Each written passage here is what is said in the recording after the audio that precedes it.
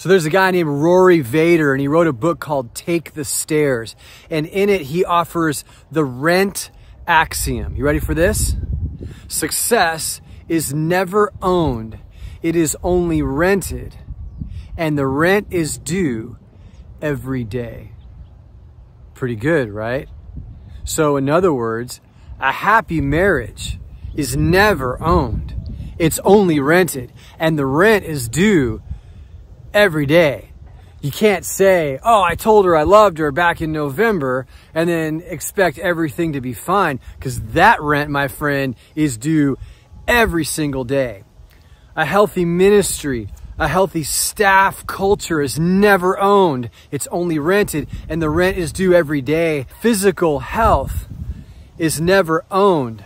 It's only rented, and the rent is due every day. So, a couple of quick thoughts on that. First of all, you got to learn to enjoy paying the rent, because you got to pay it every day. So rather than see it as a drudgery, see it as a doorway to get what you want, to go after the things that you're after, and enjoy paying the daily rent. The second thing is this: you can't prepay the rent. You can't, right? You can't work out 5 times on Monday and be good for the week if you're going to take care of yourself. No, you got to do a little bit each day. Now, this coincides perfectly with what Jesus says in the book of Matthew, right? Because he says, therefore, don't worry about tomorrow, because tomorrow has enough trouble of its own. Don't prepay tomorrow's rent today. You can't do it. Don't worry about that. You focus on today, because God made the world to spin in 24-hour cycles, right? Which is kind of a smart thing on his part. So I give that to you as a little bit of encouragement to think about. Are you paying the rent? Second thing is this: we are having a narcissism workshop, identifying and navigating narcissism and difficult people in church. Narcissism.